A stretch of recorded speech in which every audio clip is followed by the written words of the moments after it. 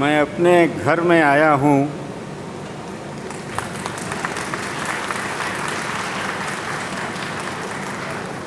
मैं अपने घर में आया हूँ, मगर अंदाज़ तो देखो। मैं अपने घर में आया हूँ, मगर अंदाज़ तो देखो। मैं अपने आप को मानिंदे मेहमान लेके आया हूँ।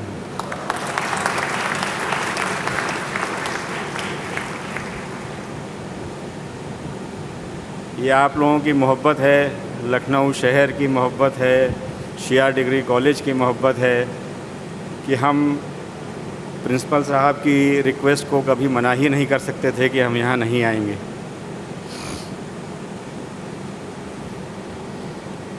Honourable mister justice Karunesh Singh Panwar, honourable mister justice Rajeev Singh, professor Alok Rai, honourable vice chancellor university of Lucknow, professor Aziz Haider Sahab, president board of trustees Shia post graduate college, Maulana Yasoob Abbas Sahab, secretary Majlis Ulama Shia post graduate college, S Abbas Murtaza Shamsi Sahab, manager managing committee Shia post graduate college, doctor S Mohammad Hasnain, principal incharge faculty of law Shia post graduate college, my esteemed teachers, past and present, members of the legal fraternity present here, both judicial side and the lawyers side, dear students, ladies and gentlemen, I had requested Professor Hasnain कि वो मुझे अनुमति हिंदी में बोलने की देंगे कि अंग्रेज़ी में बोलने की देंगे या उर्दू में, तो उन्होंने कहा नहीं, हिंदी में बोलिए आप। अब इतनी अच्छी उर्दू सुनने के बाद, जो कि इतनी मीठी भाषा है, अब हम हिंदी में क्लिष्ट बोलेंगे, ठेठ बोलेंगे तो आप लोगों को अच्छा नहीं लगेगा। मगर अब आदेश है प्रिंसिपल साहब का, तो हिंदी में ही हम बात करते हैं। मगर उर्दू की जो मिठास और खूबसूरती है वो कोई और लैंग्वेज मैच नहीं कर सकती। जब ये कहते हैं मेहमान खुसूसी, तो लगता है कि पता नहीं कहीं कुछ बह रहा है, इतना सुंदर चलता है जिसका कोई जवाब नहीं। आधे घंटे बोलेंगे, सुनिए आप लोग धीरे धीरे। ज़्यादा बोलना मुझे नहीं आता, मगर चूँकि हम यहाँ भाषण देने नहीं आए हैं, गुफ्तगू करने आए हैं, आप लोगों से बातचीत करने आए हैं, अपनी लाइफ के एक्सपीरियंसेस शेयर करने आए हैं और कुछ बातें करने आए हैं, कुछ बच्चों को बताएंगे। तो ये रूपरेखा है हमारे आज की इस वक्तव्य की, और आराम से सुनिए। लखनऊ से मेरा रिश्ता सन 1968 से है, जब मैं 6 साल का था, और मेरी बुआ जी यहाँ पोस्ट होकर के आई लखनऊ में, गुलिस्तान कॉलोनी में रहती थी। तो हर गर्मी और जाड़ों की छुट्टियों में हम लोग बुआ के यहाँ आया करते थे। धीरे धीरे बढ़ते गए। 81 में इंटरमीडिएट किया, 83 में इलाहाबाद यूनिवर्सिटी से बीएससी किया हमने। उस दौरान कुछ ऐसा हादसा हो गया कि ये हुआ कि हमें वकालत कर पढ़नी है, वरना मेरा वकालत पढ़ने का कोई इरादा नहीं था। ना ही मेरे माता पिता जी मुझे उस प्रोफेशन के योग्य समझते थे, क्योंकि ये प्रोफेशन थोड़ा टेढ़े लोगों का है, सीधे लोगों का नहीं। तो आवाज़ ठीक आ रही है? आप लोगों को सुनाई दे रहा है पीछे? मगर कुछ समय आप सोचते कुछ है और ईश्वर करता कुछ और है। आप सोचता आपके लिए कुछ और है, होता वही है जो ईश्वर चाहता है। तो 82 में कुछ हो गया जिसकी वजह से ये डिसीजन हुआ कि नहीं, अब आपको वकालत करनी है। वकालत फैमिली प्रोफेशन था हमारे यहाँ, 100 साल से चल रहा था। तो कहा अच्छा ठीक है। अब लॉ जब 83 में बीएससी कर लिया, रिज़ल्ट आ गया, तो लॉ में एडमिशन के लिए तलाश शुरू करी। तो पता लगा इलाहाबाद यूनिवर्सिटी में 0 सेशन चल रहा है, 1.5 साल लेट, 1 साल लेट, 2 साल लेट। लखनऊ आए तो लखनऊ यूनिवर्सिटी ने भी नहीं दिया एडमिशन। अब कहाँ जाएं? तो मैंने गलत नहीं कहा कल एयरपोर्ट पे कि जो कुछ मैं आज हूँ वो शिया कॉलेज की वजह से हूँ। अगर शिया कॉलेज एडमिशन नहीं देता मुझे, तो मैं पता नहीं कहाँ होता, क्या कर रहा होता, मुझे नहीं मालूम। अब उस एडमिशन कराने में देखिए कैसे लोग बीच में कनेक्ट हो जाते हैं। हमारे जीजा जी यहाँ पर थे, professor of zoology doctor Ajay Bahadur ji, तो उनके पास गए हम, डालीगंज में रहते थे पास में ही, कि कुछ हो सकता है। तो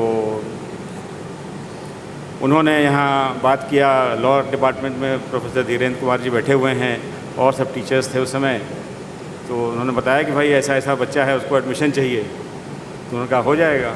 हमारा एडमिशन हो गया शिया डिग्री कॉलेज में, और हम यहाँ आ गए।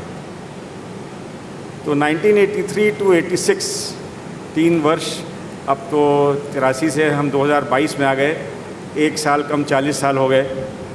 तो सोचिए कितनी पुरानी बात है। हमको तो अभी लगता है कि हम वहीं हैं उसी समय में, मगर ये कि अब 40 साल बीत गए, कितनी तेज़ ज़िंदगी बीतती है पता नहीं चलता है समय के साथ।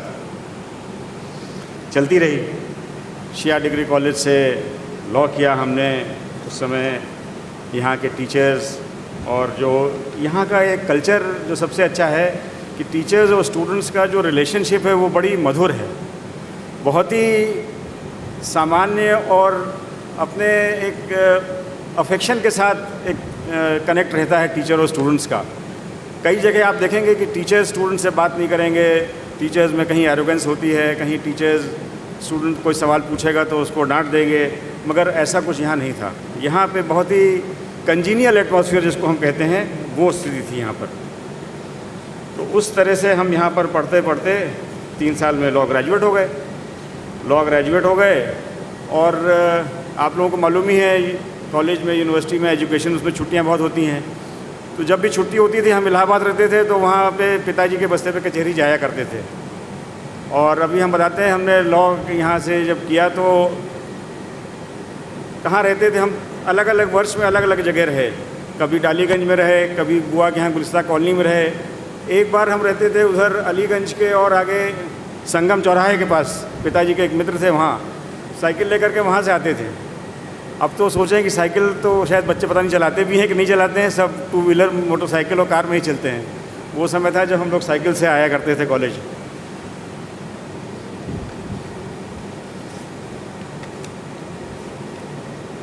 मेरा एक पेपर खो गया है, नहीं है। मैं याद कर रहा था उस समय के टीचर्स के बारे में। अस्थाना साहब हेड ऑफ द डिपार्टमेंट होते थे, SM प्रसाद तिवारी साहब थे, गुफरान अली खान साहब थे, खुर्शीद मोहम्मद साहब थे, डॉक्टर धीरेन्द्र कुमार के दस्तखत से एडमिशन हुआ था मेरा उस समय, शेरवानी साहब थे, सरवर हुसैन रिजवी साहब थे, डॉक्टर अफरोज़ अली थे, डॉक्टर RK शुक्ला थे, मुस्तफ़ा आलम नकवी साहब थे, तीर मिर्ज़ी साहब थे, प्रोफेसर पांडे थे और डॉक्टर रईस अहमद। कोई छूट गया हो तो उसके लिए मैं माफ़ी चाहता हूँ। अब 40 वर्ष पुरानी बात है, मुझे नहीं पता आज के समय में कौन कहाँ है, और बट जो भी है मैं उन सब टीचर्स को अपनी रिस्पेक्ट्स और रिगार्ड्स पे करता हूँ। आज यहाँ पर हूँ और ये कॉलेज तो हमेशा हमारे दिल में रहेगा ही रहेगा, क्योंकि अगर ये कॉलेज नहीं होता तो हम नहीं होते आज यहाँ पर। पता नहीं कहाँ कहीं नौकरी वोकरी कर रहे होते, कुछ 1500-2000 रुपये की कुछ। और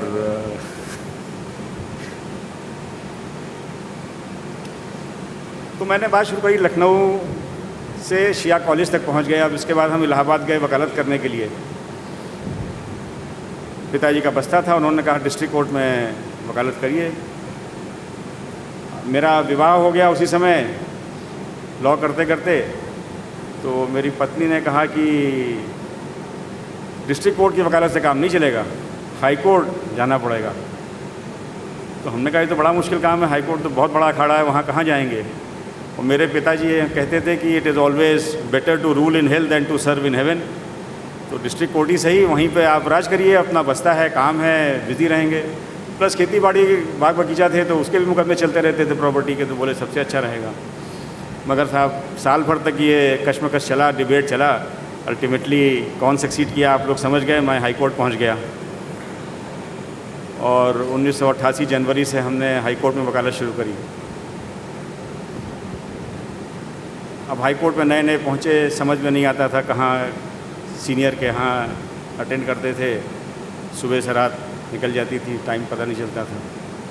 तो बच्चों से यही कहना चाहता हूँ कि आपको जिस भी फील्ड में जहाँ पहुँचना है वो ईश्वर, अल्लाह, भगवान पहुँचा देंगे आपको, मगर जहाँ पहुँच जाइए उसको पूरे दिल से, मन से और कमिटमेंट के साथ काम करिए।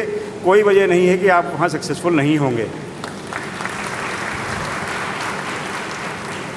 और हम बताते हैं कि 18 घंटे, 20 घंटे कभी कभी काम करना पड़ता था, करते थे बगैर किसी संकोच के, बगैर किसी प्रोटेस्ट के, बगैर किसी रेजिस्टेंस के।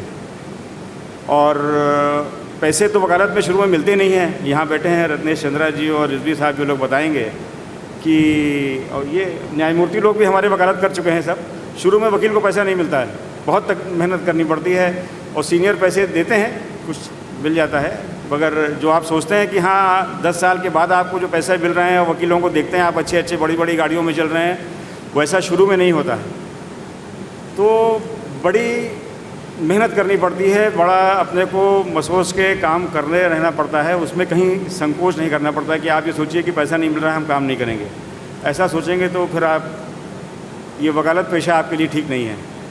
हर चीज़ में आप ये सोचे रहिए कि आपको इसका क्विड प्रो को हो जाएगा, कि इसका कुछ रिटर्न मिलेगा, तो रिटर्न नहीं मिलता। मिलेगा, धीरे धीरे मिलेगा, बाद में मिलेगा, इंतज़ार करना पड़ेगा। तो 16-17 वर्ष वकालत करी, ईश्वर की बड़ों का आशीर्वाद हुआ। 2004 में उच्च न्यायालय इलाहाबाद में हम जज हो गए। फिर देखिए लखनऊ हमारे उसमें फिर लिखा हुआ था। हम 2008 में आए थे शिया कॉलेज, जब हम 2004 में जज हुए थे तो उस समय 2008 में यहाँ आए थे। जस्टिस अहमदी फॉर्मर CJI वो थे, और डॉक्टर बलराज चौहान जो यहाँ लखनऊ NLU के डायरेक्टर होते थे पहले, वो थे। इसी हॉल में फंक्शन हुआ था। अक्टूबर 2008 की बात है, मुझे याद है। फिर हम 2017 जुलाई में लखनऊ आ गए सीनियर जज। तो लखनऊ से हमारा जो रिश्ता है, और वो समझ लीजिए सन 68-69 से चला आ रहा है, और वो धीरे धीरे बढ़ता जा रहा है, पीछे नहीं हट रहा है। और अभी हम फिर वापस देखिए लखनऊ आ गए आप लोगों के साथ। अब लखनऊ की कितनी सारी बातें हैं, हम कैसे बताएं आप सब लोगों को, मगर ये कि चलती रहती हैं। लखनऊ में कितनी अच्छी खाने के जॉइंट्स हैं, घूमने के, देखने के। इलाहाबाद तो बहुत छोटी सी जगह थी, अभी भी छोटी ही है लखनऊ कंपैरिजन में। तो ज़ू देखना हो तो लखनऊ आते थे, छोटा इमामबाड़ा, बड़ा इमामबाड़ा देखना हो तो लखनऊ आते थे, भूल भुलैया देखनी हो तो लखनऊ आइए। और रविंद्रालय में प्रोग्राम देखने जाना है आपको तो वहाँ डांस ड्रामा थिएटर होता था। ये सब चीज़ें लखनऊ में उपलब्ध थी, इलाहाबाद में ऐसा नहीं था, बहुत ही लिमिटेड रिसोर्सेज थे। लखनऊ कैपिटल होने की वजह से बड़ा होता जा रहा था। प्लस लखनऊ शहर ही अच्छा है, एक उसमें अट्रैक्शन है जो कि आपको पकड़ लेता है, छोड़ता नहीं। इलाहाबाद भी बहुत अच्छा है, हम इलाहाबाद के आगे किसी और शहर को नहीं मानते, मगर लखनऊ भी आपको पकड़ लेता है कस के।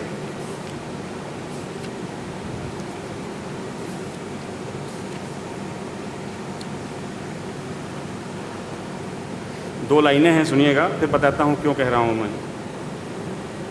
कौन सी बात कहाँ कैसे कही जाती है, कौन सी बात कहाँ कैसे कही जाती है, ये सलीका हो तो हर बात सुनी जाती है। और ये हमने सीखा शिया डिग्री कॉलेज से। इसलिए ये बात मैं बता रहा हूँ आप लोगों को कि बात करने का तरीका, किस मौके पे क्या कहना है, किस बात पे रिएक्ट करना है, नहीं करना है, कहाँ चुप रहना है, ये हम जब टीचर और स्टूडेंट साथ में बैठ करके कॉलेज स्टेज पर करते हैं तो सीखते हैं धीरे धीरे करके। कभी कभी मिस्टेक हो जाती है, then you correct yourself, you amend your self.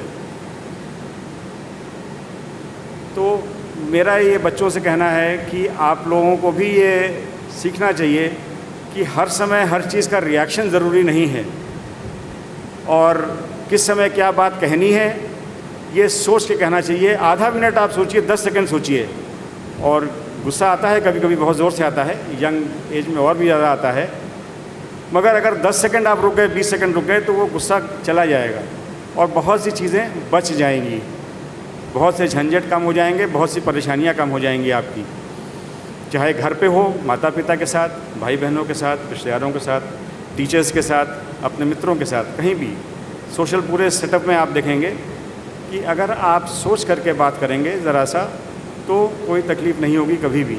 आपको लोग समझेंगे भी, इज़्ज़त भी देंगे और प्यार मोहब्बत भी मिलेगा आपको। तो इस बात का ध्यान रखिएगा। तो वही बात मैं फिर से बताता हूँ आपको, कौन सी बात कहाँ कैसे कही जाती है, ये सलीका हो तो हर बात सुनी जाती है।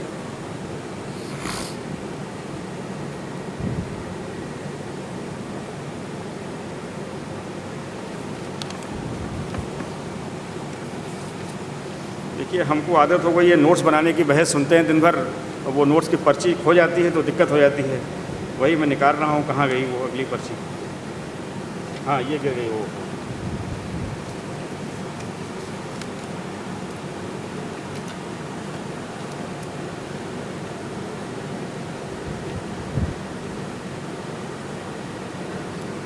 देखिए, टीचर्स तो सब सीखे हुए हैं, पढ़े लिखे हुए हैं, अपनी लाइफ, अपना करियर तय कर चुके हैं। स्टूडेंट्स अब अपनी लाइफ के उस स्टेज पर आ गए हैं जहां उनका फ्यूचर डिसाइड होना है कि आगे क्या करने वाले हैं। उनके लिए 6 चीज़ें मैंने नोट करी हैं बताने के लिए। How is it going to, teacher से तो हम लोग खुद सीखते हैं, मगर आप लोगों को हम कुछ बता सकते हैं।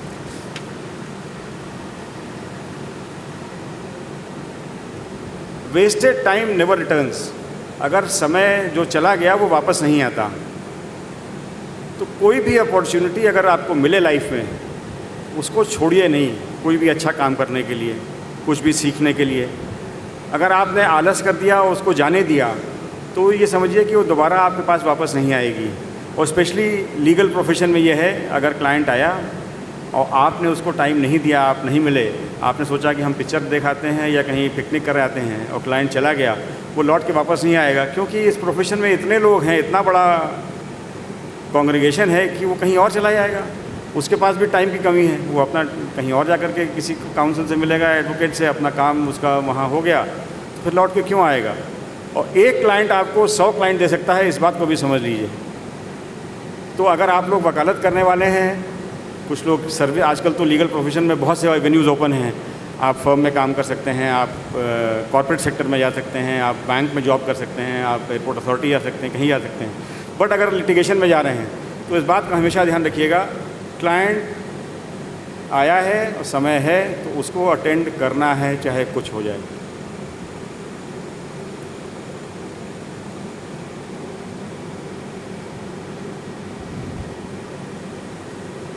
एक और बड़ी ख़ास बात है वकालत की, ह्यूमिलिटी। एडवोकेट को हमेशा हम्बल होना चाहिए। हम्बल इन द सेंस कि आप, क्लाइंट तो तकलीफ़ में आया ही है, किसी परेशानी में आया है वो आपके पास, अगर आप ही उसको और डांट डपट करने लगेंगे तो वो तो वैसे ही घबराया हुआ है, छोड़ के भाग जाएगा, कहेगा ये वकील साहब तो समझते नहीं है। आपको उसको बहुत आराम से, आहिस्ते से, प्यार से डील करना पड़ेगा और उससे बात करिए, उसको समझाइए, उससे बात को समझिए और उसे बताइए विद ऑनेस्टी, ईमानदारी के साथ कि तुम्हारे केस में क्या हो सकता है। गुमराह मत करिए किसी क्लाइंट को कभी भी। अगर आप गुमराह करेंगे तो एक बार गुमराह कर लेंगे, आपको कुछ फ़ायदा हो जाएगा, शायद वो कुछ पैसे दे जाए आपको, मगर जिस दिन वो समझ में आ जाएगा तो वो खुद तो नहीं आएगा लौट के, 10 लोगों से और कहेगा कि उनके पास मत जाइएगा।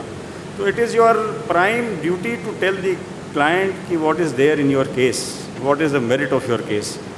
And still if he says, despite your telling him that there is no merit in your case, he says no, you file it, I am ready to take the risk, you take it. But अगर आपने बताया और वो चला गया, उसे लगा कि हाँ सही राय दी आपने, दोबारा लौट के फिर आएगा, 4 लोगों को और भेजेगा आपके पास। अक्सर हम लोग इस बात को भूल जाते हैं और सोचते हैं कि फॉर शॉर्ट टर्म गेंस हम इमीडिएटली उससे कुछ भी कह करके और फ़ायदा उठा लें। अभी बात का पता नहीं, ऐसा नहीं है। ये लंबा ग्रेजुअल ग्रोथ का प्रोफेशन है, ओवरनाइट नहीं होती इसमें कि आपको आज नौकरी लगी तो आपको तनख्वाह पूरी मिलने लगेगी। यहाँ तो बहुत धीरे धीरे राइज होता है।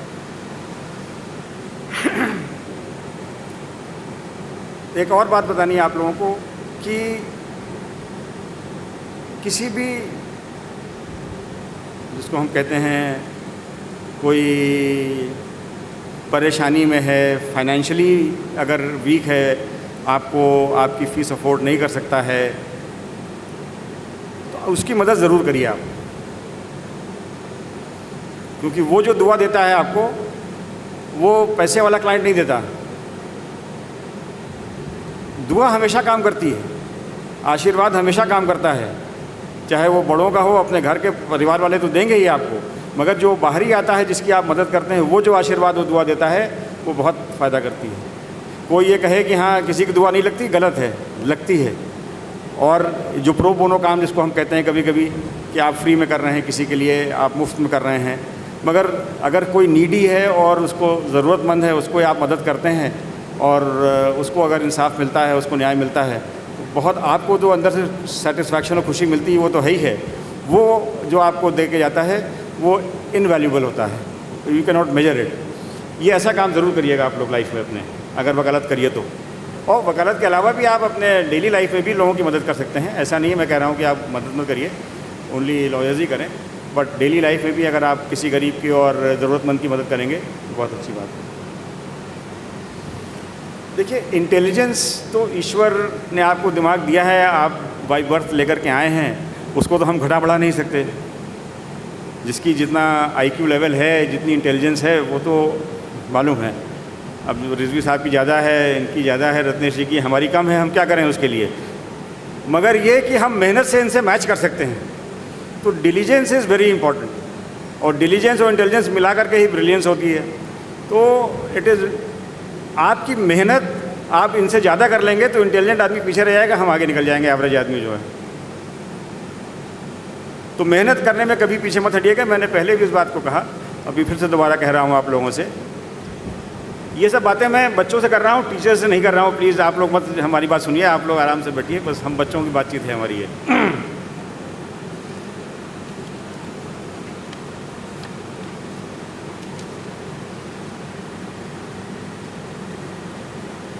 इसी उस पर कुछ और लाइनें सुनाना चाहता हूँ आप लोगों को।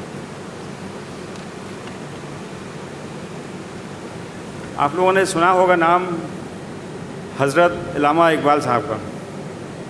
बहुत बड़े शायर होते थे और बहुत पुराने समय में कुछ वो ऐसे ही बच्चों को जो सोते रह जाते हैं उनके लिए कुछ लाइनें कहे गए हैं। तो मैं कोशिश करता हूँ आप लोगों तक पहुँचे वो बातें। और अच्छा ये लगता है कि जब वो बात सरल और क्या इसके नीचे, हाँ ये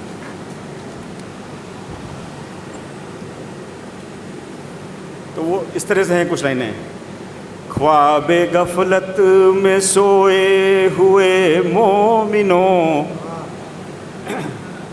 ख्वाबे गफलत में सोए हुए मोमिनों, ऐशो इशरत बढ़ाने से क्या फ़ायदा।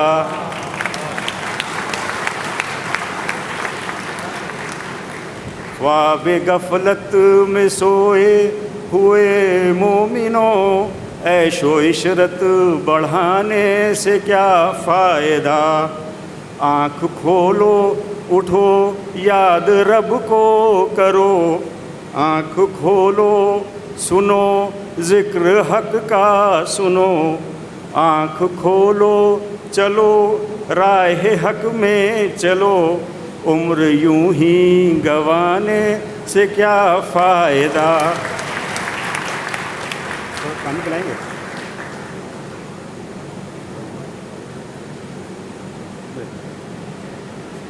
तो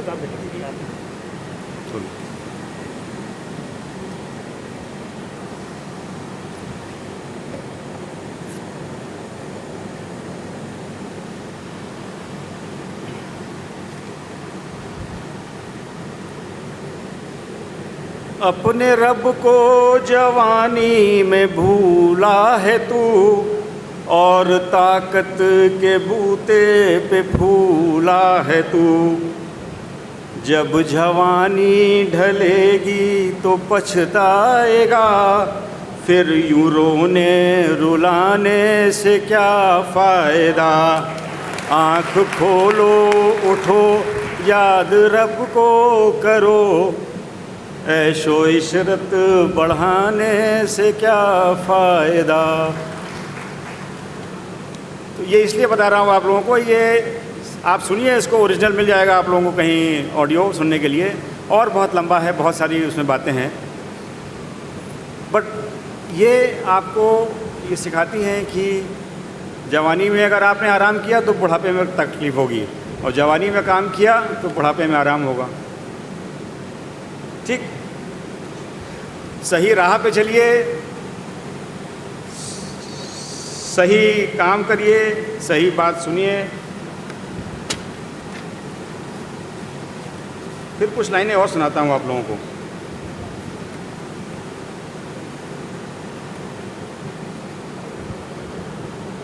ये कुछ कविता है सुप्रसिद्ध कवि द्वारका प्रसाद महेश्वरी जी की। एक बात और कहना चाहता हूँ बच्चों से मैं, कि पढ़ाई के साथ साथ, खेल के साथ साथ कुछ लिटरेचर और पोइट्री का भी शौक़ पाल लीजिए, म्यूज़िक का थोड़ा बहुत जब टाइम मिले तो सुनिए। अब तो बहुत कुछ, सब कुछ अवेलेबल है आपके पास, मोबाइल फ़ोन है, यूट्यूब है, उस पर डेटा अवेलेबल है, आप सुनिए, पुरानी शायरी सुनिए, पुरानी कविताएं सुनिए। नए गानों में तो कोई मतलब होता नहीं है बेसिकली, बट पुरानी आप सुनेंगे एवरग्रीन तो बहुत मज़ा आएगा। तो ये कविता सुना रहा हूँ आपको। एक कविता है, वीर तुम बढ़े चलो धीर तुम बढ़े चलो, आप लोगों ने पढ़ी होगी स्कूल में, जिसके कि 2 स्टैंजा सुनाता हूँ बस। सामने पहाड़ हो सिंह की दहाड़ हो, तुम निडर डरो नहीं, तुम निडर डटो वहीं, वीर तुम बढ़े चलो धीर तुम बढ़े चलो। प्रात हो कि रात हो संग हो न साथ हो, सूर्य से बढ़े चलो चंद्र से बढ़े चलो, वीर तुम बढ़े चलो। आप बढ़ते रहिए बनाए ये सोचे हुए कि आगे क्या कॉन्सिक्वेंसेस इसको कहते हैं ना, कि बगैर कॉन्सिक्वेंसेस के सोचे जो आप काम करते हैं कि हाँ इसमें हमारा फ़ायदा है कि नुकसान है, वही अल्टीमेटली आपकी मदद करता है। बाकी अगर आप हर चीज़ में सोचने लगेंगे कि ये फ़ायदा है नुकसान है तो कुछ नहीं होगा। आप नुकसान वाली चीज़ सोचोगे करेंगे नहीं, और हो सकता है उसी में फ़ायदा हो जाए, आपको तो पता ही नहीं ना।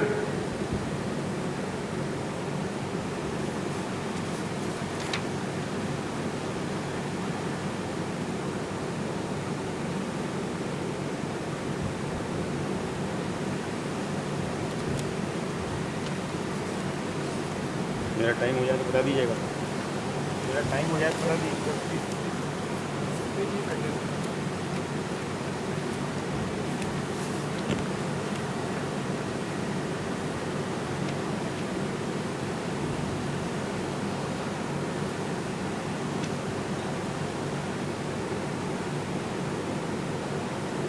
तो अब 1-2 मिनट और लेंगे, उसके बाद हम अपना स्थान लेंगे, फिर आगे कार्यक्रम चलेगा। वैसे हम लोग थोड़ा 15-20 मिनट लेट चल रहे हैं। इसके पहले मैं एक बात कहना भूल गया। सन 86 में मैं जब यहाँ से गया तो जो कॉलेज की इंफ्रास्ट्रक्चर स्थिति थी, 2008 में जब मैं आया तब बहुत मॉन्यूमेंटल चेंजेस आ गए थे और बहुत इम्प्रूवमेंट हो गया था। अब जब मैं आया हूँ तो देख रहा हूँ कि ये और 4 गुना और बढ़ गया है। अब जो कॉलेज की बिल्डिंग लॉ फैकल्टी की जो इनॉग्रेट करने वाले हैं, वो तो सुना हमने कि बहुत ही शानदार state of the art building बनी है। तो शिया डिग्री कॉलेज भी धीरे धीरे अपने उस पर बढ़ रहा है। जैसे हमको उसने पायदान दे दिया, हम भी धीरे धीरे बढ़ते बढ़ते यहाँ पहुँच गए, और हम समझते हैं किसी दिन शिया डिग्री कॉलेज और ऊंची ऊंचाइयों को जाएगा। And the Shia degree college management and the teachers and students will make sure that the flag of this institution always keeps flying high. सितारों से आगे जहाँ और भी हैं, अभी इश्क के इम्तिहान और भी हैं। तू शाहीन है, परवाज़ है काम तेरा, तेरे सामने आसमां और भी है, तेरे सामने आसमां और भी है। This is my message to the students. आप जो हैं आज, इससे और बहुत आगे जाना है आपको, और अपना आप सफ़र तय करते रहिए, धीरे धीरे चलते रहिए। और मैं अपनी बात ख़त्म करूँगा डॉक्टर श्लेष गौतम की इन 4 पंक्तियों से। सफ़र में हूँ मगर सच मानिए, दिल की सदा है ये, मोहब्बत आपकी हमने यहाँ अंदर सहेजी है। सफ़र में हूँ मगर सच मानिए, दिल की सदा है ये, मोहब्बत आपकी हमने यहाँ अंदर सहेजी है। मुझे मालूम है सब ने पढ़ी, हक़ में दुआ मेरे, तभी ये कामयाबी और बुलंदी उसने भेजी है। अपनी बात समाप्त करने के पहले मैं एक बार फिर management of the Shia degree college को, पोस्ट ग्रेजुएट कॉलेज को धन्यवाद देता हूँ तहे दिल से, जो उन्होंने इज़्ज़त, मोहब्बत और मुझे ऑनर दिया है आज यहाँ बुला करके, और उसके लिए हम हमेशा उनके